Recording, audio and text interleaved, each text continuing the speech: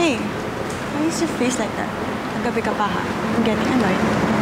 Iniisip ko sa'yo yung nakita nating lalaki kagabi. Hanggang ngayon, iniisip mo pa din siya. Can you just please stop worrying? It's not like we're gonna see him again, okay? Stop worrying, okay? Stop out of it, sis, okay? Wait. Why? Ano? Ang daming may gusto mong debut. Wow! Look, naka 100 likes na ako sa Facebook. Pero marami rin namang nakapansin sa'yo eh, no? I feel like hindi mo masyadong iniisip sa mga DS. DS? Sino yun? Si drunk stranger. That guy is so weird. Salamat siya naka-break agad yung driver ko, hindi. Kasi na siyang RK ngayon. RK? Dar, roadkill. Whatever. Why? Boy, toy alert. Saan? 3 o'clock. 3 o'clock. Let's go.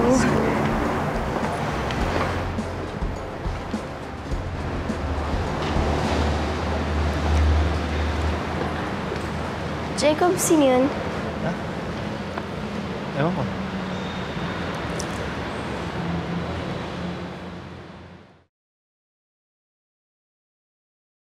Rose, I'm really happy na nag-volunteer itong kapatid mo para sa Santa Cruzan natin. Kukunti na lang kasi ang mga kabataan ngayon na sumasali sa mga activities ng simbahan eh.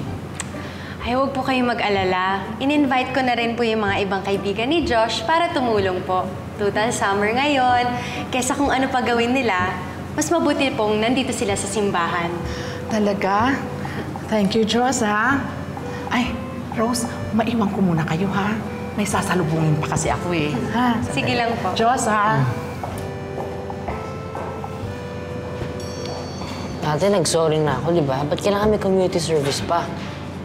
Well, it's one thing na nagkamali ka. Tandaan mo, I always tell you, for every mistake you do, meron niyang katapat na consequence. So this is your punishment. Eh, ba't kailangan ganito? Pwede namang grounded lang o kaya curfew na lang. Curfew na lang. Eh, kung sa bahay ka lang, siguradong magko-computer ka lang. At least ito, productive ka. Sigurado akong magpapakabait ka. Huwag kang mag-alala kasi in-invite ko yung iba mong mga kaibigan para hindi ka nag-iisa.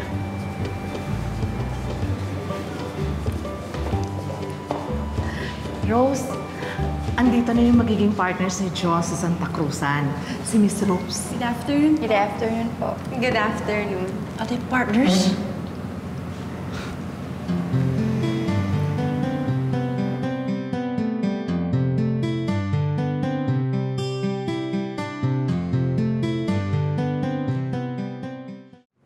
Parang nakita na tayo. Ikaw yung angel na nakita ko. At ikaw yung lasing.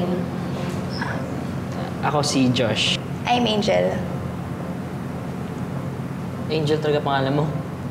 Yep, Angelina Villavicencio. So, si DS po pala magiging kapartner namin. DS. Drunk stranger. Josh naman ang name niya, ate. Just may ate Lucy. I'm just older by a year, FYI. So, mukhang magkakakilala na kayo. That's good. At least, may pwede na akong masikaso sa kanila. Masikaso. Well, yes, iho. Bukod sa magiging kapareha mo sila sa Santa Cruzan, your sister volunteered your help para samahan sila Lucy at Angel. Bagong lipat lang kasi sila sa village natin.